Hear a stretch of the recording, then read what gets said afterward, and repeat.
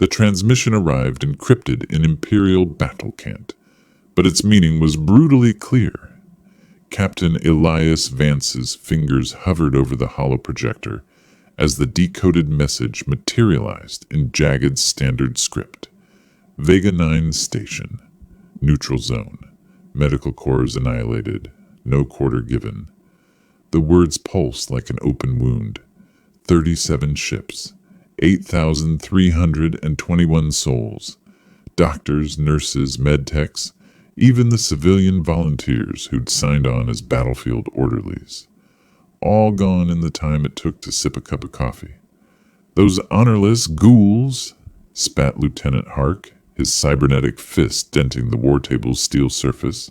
They broadcast a red crescent distress beacon. Our medships jumped straight into a kill zone. Vance exhaled slowly, the air leaving his lungs like a retreating tide. The Empire had always viewed humanity's chaotic compassion as a weakness. But this was surgical. They didn't just attack our military, he said, watching the casualty figures scroll. They dissected our capacity for mercy. Across the smoke-filled command center, Dr. Lyra Vex, last surviving chief surgeon of the Fifth Fleet, was elbow-deep in a Marine's abdominal cavity. Her hands moved with mechanical precision despite the deck's violent tremors, but her voice could have flash-frozen oxygen. Comprehension finally dawning, Captain? No more field hospitals. No evac ships. Every plasma burn becomes terminal now. A proximity alarm shrieked. The tactical holo flared crimson as dreadnought signatures materialized in high orbit. Primary defensive grid failing, the AI intoned. Imperial boarding parties inbound on Deck 12. Vance's wrist terminal chimed with a priority alert. High Command's final orders, sealed under a biometric lock that required retinal scan and DNA confirmation. The file header alone turned his stomach. Contingency Blackflower. Authorization Gamma 7. Hark's remaining organic eye widened. That's a spacer's ghost story. Vase activated the decryption sequence. Turns out the Geneva checklist wasn't just for scaring recruits after lights out. The prison barge, penitent, smelled of ionized air and something worse beneath, the sour tang of abandoned ethics. Vance's bootsteps echoed through cell block Sigma as armored escorts flanked him, their grip white-knuckled on shock rifles. These weren't standard detention units. The containment fields here hummed at frequencies known to induce nausea in baseline humans, and every third step triggered subsonic deterrent pulses.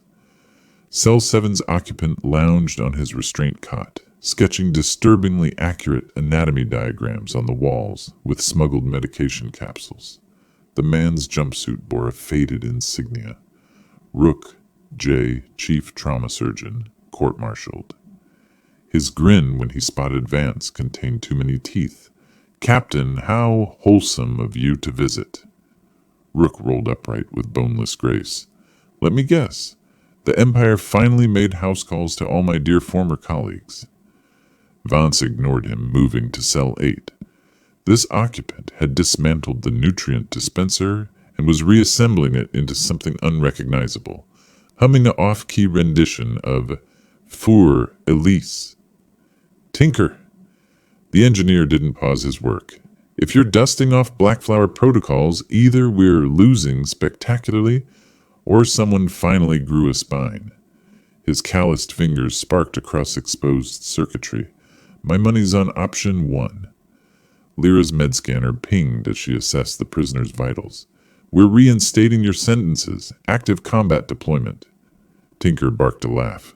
Of course. Empire kills all the nice medics, so now you need the ones who wrote the black manuals. From his cell, Rook's delighted giggle raised the Marine's hackles. Oh, this will be educational. Tell me, does the Empire still use those delightful neuroregulators in their officer corps? The briefing room's lights flickered under constant bombardment as Vance projected the Vega 9 aftermath. The images seared retinas, frozen corpses in tattered medical whites, their hands still clutching triage kits. A pediatric surgeon's body drifted past the camera, her face preserved in a final snarl of defiance. Lyra's scalpel flashed as she sterilized it with precise, angry movements. First strike against healers. Classic Imperial doctrine. Remove the enemy's ability to recover, and the rest crumbles. Tinker whistled low, tapping the schematics of an Imperial supply depot.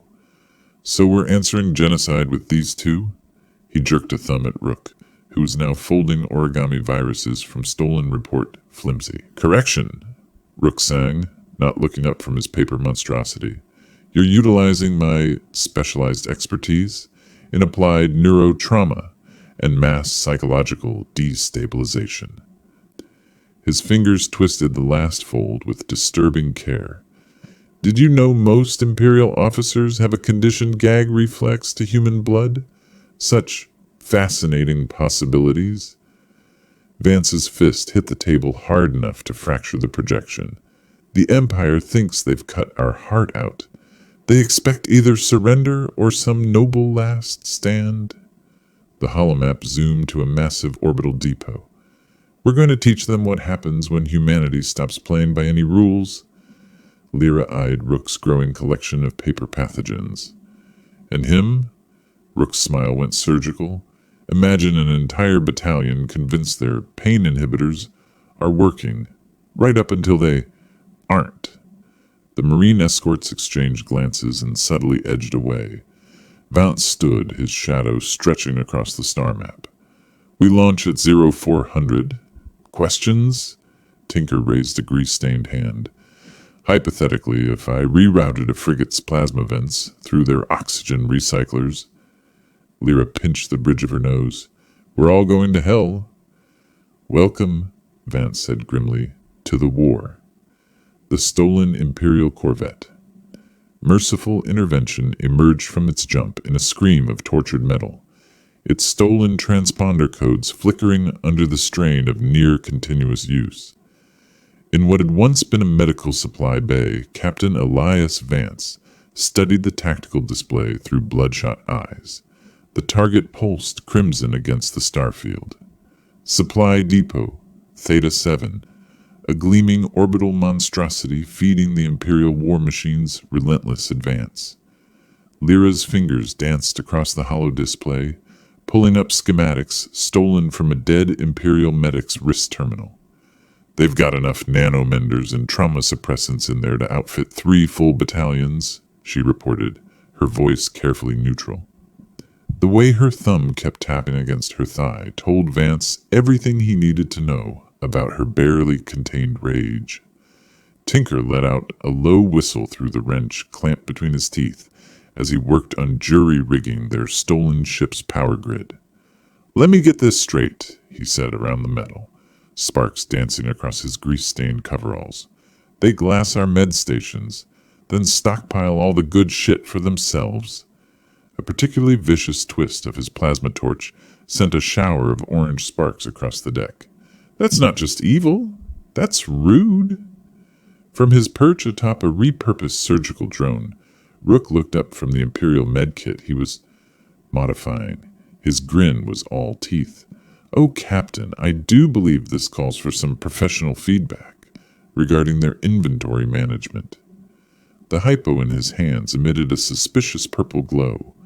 Vance felt the beginnings of a migraine pulse behind his left eye. We need those supplies intact, Rook. Intact? Certainly. Rook's fingers danced across the hypo's calibration display. Therapeutically optimal? Well, the device chirped happily. Let's call it an experimental treatment protocol. The infiltration should have been textbook. Dressed in stolen Imperial medic whites with their insignia carefully lasered off, they docked with only minimal scrutiny. The depot's commander, a razor-spined Imperium named Val, with the pallor of someone who hadn't seen natural sunlight in decades, examined their forged credentials with obvious distaste. Your ship isn't in our manifests, Val snapped, his silver eyes flicking between their faces. The genetically engineered pheromone glands at his temples pulsed faintly. Some Imperial officer cast nonsense that supposedly enhanced command presence. To Vance, it just made him look like he had angry glowworms under his skin. Lyra stepped forward before Vance could respond, her posture perfect. Imperial arrogance, spine straight enough to balance a rifle on, chin lifted just enough to look down her nose at Val, despite being a full head shorter. Black Fleet assignment, she said, her crisp high Imperial accent so flawless even Vance did a double take. Plague containment protocols. Her datapad flickered with a fabricated quarantine alert that would make any Imperial officer's bowels turn to water. We're here to ensure your stockpiles haven't been compromised. Val's nostrils flared, whether at the implied insult to his depot's hygiene or the mention of biological hazards. Vance couldn't tell. The Imperium's hand twitched toward the sidearm at his hip before he caught himself. You have 2 hours, he spat, and I'll be reviewing your findings personally.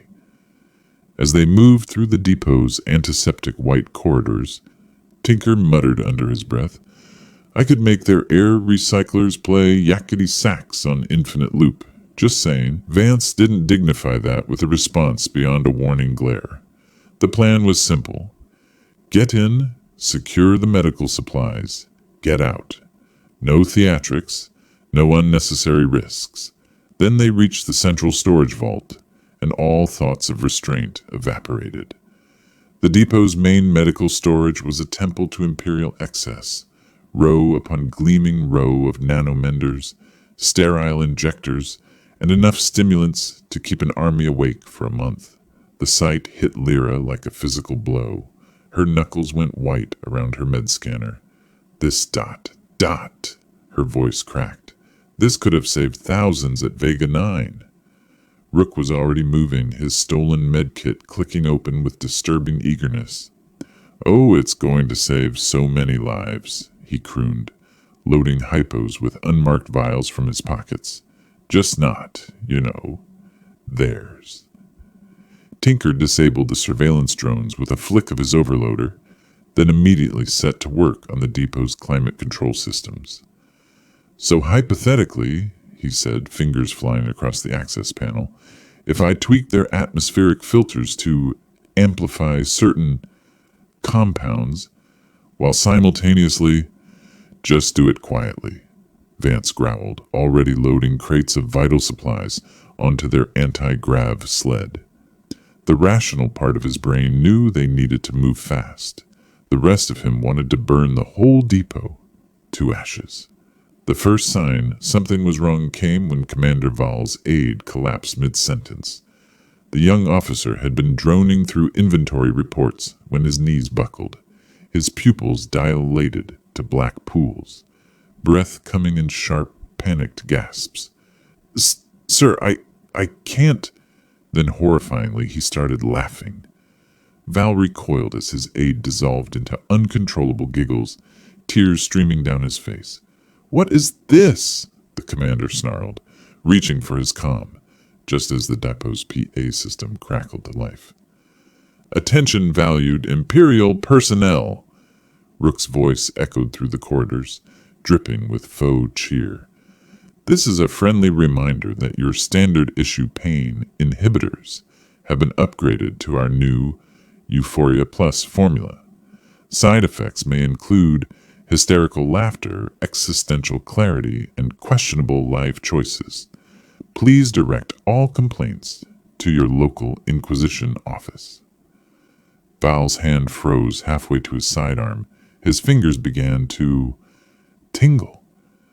The room swayed gently, colors becoming impossibly vibrant. A strange warmth spread through his chest. Then Grand Commander Val, decorated veteran of 100 campaigns, threw back his head and howled with laughter. Imperial soldiers dropped their weapons, clutching their stomachs as uncontrollable mirth racked their bodies. Technicians slumped over their consoles, giggling like schoolchildren. An entire squad of elite shock troopers collapsed into a writhing, laughing pile in the corridor. Lyra watched in horrified fascination as the depot descended into madness. "What the hell did you do?" she demanded, rounding on Rook. The former surgeon adjusted his stolen medic's coat with prim satisfaction. "Oh, just a little pharmaceutical innovation," he said. "Their neural regulators run on a dopamine inhibitor. Standard Imperial issue keeps their troops obedient by suppressing fear responses." His smile turned razor sharp. "I simply inverted the effect. Now, instead of suppressing fear, it amplifies joy." He sighed happily as another wave of laughter echoed through the depot. Pity they're all conditioned from birth to resist happiness. The cognitive dissonance is delicious. Tinker whistled low as he stuffed a crate full of high-grade stimulants into their sled. "You're a monster." Rook bowed with theatrical flair. "Why, thank you." Vance loaded the last of their stolen supplies, his gut churning. This wasn't war. This was something far darker. A grotesque parody of medicine-turned-weapon. The kind of thing that got civilizations labeled hazardous and quarantined from the rest of the galaxy. Then the proximity alarms screamed to life. "Unauthorized jump signature detected," the Depot AI announced. "Grand Inquisitor Kral's flagship, Judgment of Tarnax, has entered the sector." Lyra went pale. "Kral? Here?" Rook's grin could have cut glass. "Oh, good. I do love an educated audience." The stolen Corvette.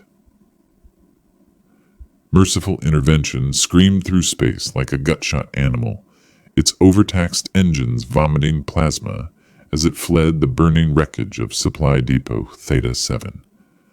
On the bridge, Captain Elias Vance watched the tactical display with gritted teeth as the massive dreadnought, Judgment of Tarnax, filled their aft screens, its kilometer-long silhouette pulsing with weaponized light. "Tinker," Vance growled, "I need options that don't end with us as atomic vapor." The engineer didn't look up from the sparking console where he'd wedged himself between fried circuitry panels. "Let's see," he muttered, tongue poking from the corner of his mouth as his fingers danced across exposed wiring. "We could try praying. Or there's always—" The ship lurched violently as an ion burst grazed their shields. "Dying dramatically?" Lyra clung to the medical station, her face illuminated by scrolling damage reports. "They've launched interceptors, 6 full squadrons, and—" She swallowed hard. "They're hailing us." Rook, perched casually on the captain's chair like some demented parrot, clapped his hands. "Ooh, company, should I get the good china?" The main screen flickered to life, revealing a face that sent a primal chill down Vance's spine. Grand Inquisitor. Kral's features were all sharp angles and calculated cruelty. His silver-irised eyes, genetically enhanced for maximum intimidation, locking onto Vance with terrifying focus. "Captain Elias Vance," Kral purred, his voice like velvet dragged across a whetstone. "I've studied your service record, decorated officer, distinguished career, and now—" His lip curled. "You lead these rabid creatures?" Vance forced his spine straighter. "Funny. I was just thinking how similar we look from this angle." Kral's smile didn't reach his eyes. "You defiled an Imperial medical station, poisoned its personnel, stole supplies meant for civilized warriors." He leaned forward until his face dominated the screen. "Surrender the surgeon called Rook, and I'll make your deaths quick. Resist, and I'll peel your ship apart molecule by molecule." From the co-pilot seat, Rook blew a kiss. "Darling, you remembered me." Something dangerous flickered behind Kral's composed mask. Just for an instant, Lyra's breath caught. "They know each other," Tinker snorted. "Oh, this is gonna be good." The hangar bay of the Judgment of Tarnax was a cathedral of Imperial might. its vaulted ceilings stretching high above rows of pristine starfighters. Vance's boots clanged against the polished deck as shock troopers marched them forward at gunpoint. The air smelled of ozone and something faintly metallic. Fear sweat, Vance realized. Their captors, not their own. Krail circled them like a starved wolf, his black and silver robes whispering against the deck. When he stopped before Rook, the temperature seemed to drop 10 degrees. "You," Krail hissed, "were executed 3 years ago. I watched them inject the neurotoxin myself." Rook beamed, blood trickling from where his teeth had cut his cheek during capture. "And yet here I stand. Modern medicine is all full of miracles, isn't it?" Krail's backhand sent Rook sprawling, blood arcing through the air in a perfect crimson parabola. Lyra lunged forward, only to crumple as a shock baton found her ribs. Vance tasted copper. "What do you want, Krail?" The Inquisitor turned slowly, his smile glacial. "The same thing you do, Captain. Victory." He gestured to the waiting interrogation chamber. "But I prefer mine clean." The interrogation room was all polished steel and humming machines, the air thick with the scent of antiseptic and something darker. Rook hung suspended in a web of neural restraints, his limbs splayed at precise angles beneath the glaring surgical lights. Krail selected a scalpel from a tray of gleaming instruments, the blade catching the light as he tested its edge. "You trained our best medics," Krail murmured, trailing the cold steel along Rook's jugular. "Then you corrupted them, filled their heads with your perversions of medical science." Rook's laugh was wet and broken. "I taught them to think. Pity your empire considers that treason." The scalpel bit into flesh. "Where is the sanguine protocol?" Vance stiffened. The words meant nothing to him but the way Rook's eyes flickered. "Oh," Rook crooned, blood trickling down his neck. "That's what this is about." His gaze found Vance's. "Captain, you might want to—" Then he screamed, not in pain, in perfect, piercing C-sharp. The frequency made the lights flicker, the neural restraints sparking violently as their harmonic dampeners overloaded. Tinker whooped as his shackles shorted out. "That's my jam!" Lyra drove her elbow into her guard's throat, snatching his sidearm and putting 3 rounds into the chamber's control panel. The doors hissed open just as Tinker belly-crawled to a console, his fingers dancing across the controls. "I'm in their everything!" he crowed as the ship's gravity fluctuated wildly. Krail roared, lunging for Rook, only for Vance to tackle him. They crashed into the instrument tray, scalpels scattering like deadly confetti. The Inquisitor fought like a demon, his genetically enhanced strength nearly overcoming Vance before... Click. Rook stood over them, a hypospray pressed to Krail's neck. "Sleep tight, Inquisitor," he whispered as the sedative took effect. The merciful intervention bucked violently as another plasma burst scorched its aft shields, sending warning klaxons shrieking through the smoke-filled bridge. Captain Elias Vance gripped the command console, his palms slick with sweat as he watched the tactical display. Behind them, the crippled judgment of Tarnax, bled atmosphere from a dozen wounds, but the swarm of Imperial interceptors kept coming, their formation tightening like a noose around the fleeing human ship. "Tinker," Vance growled through gritted teeth, "I need options that don't end with us as stardust." The engineer was upside down in an access panel, his legs dangling as he frantically rerouted power conduits. Sparks danced around his singed coveralls. "Let's see," he muttered. "We could try praying to whatever gods still tolerate war criminals, or—" The ship lurched violently as another near miss rocked them. "We could accept that we're spectacularly screwed." Lyra clung to the medical station, her face illuminated by the frantic glow of damage reports scrolling across her screen. "They're hurting us," she reported, her voice tight. "Pushing us toward the Tarnax graveyard." From the co-pilot's seat, Rook let out a delighted giggle, his blood-crusted fingers dancing across the navigation console. Oh, the graveyard! I've always wanted to visit. Such lovely wreckage this time of cycle. Vance didn't have time to unpack that statement. The comm system crackled to life, and Grand Inquisitor Kral's voice, hoarse from sedation but dripping with venom, filled the bridge. Your pathetic rebellion ends here, Captain. The Sanguine Protocol dies with you.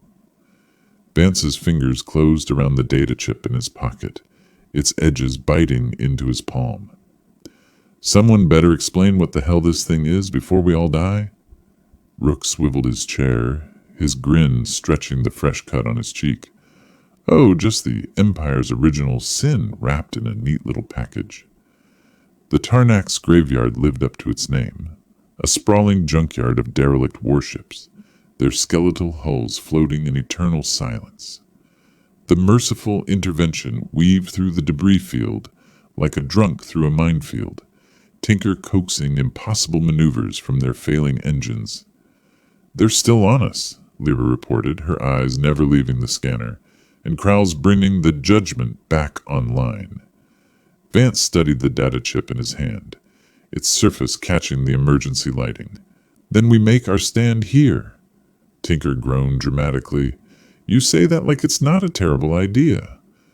Rook had already commandeered the communications array, his fingers flying across the controls with manic energy. Oh, it's perfect, he crowed. The graveyard's full of old Imperial relay boys, just waiting to scream our little secret across the sector. Lyra's eyes narrowed. You want to broadcast the protocol to the entire Imperial fleet? Rook's grin turned feral. Every ship, every station, every last brainwashed citizen. Vance met each of their eyes. Lyra's wary calculation, Tinker's mad enthusiasm, Rook's terrifying certainty. He slid the chip into the console. Do it. What erupted across Imperial channels wasn't a weapon. It was a memory. The Sanguine Protocol unfolded like a poisonous flower.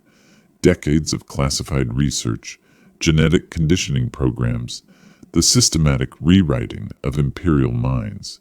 But more damning were the faces, the original test subjects, the millions of citizens who had once been something else before the Empire remade them. On 1,000 Imperial ships, crews froze at their stations. Officers stared at screens showing their own childhood faces, screaming in laboratory chairs. The perfect, unshakable discipline of the Imperial military fractured as decades of conditioning unraveled in an instant. Kral's scream of rage through the comms was almost beautiful. You've killed us all. Rook leaned into the microphone, his voice sweet as poisoned honey. No, darling, we just gave them back their souls. Do try to keep up.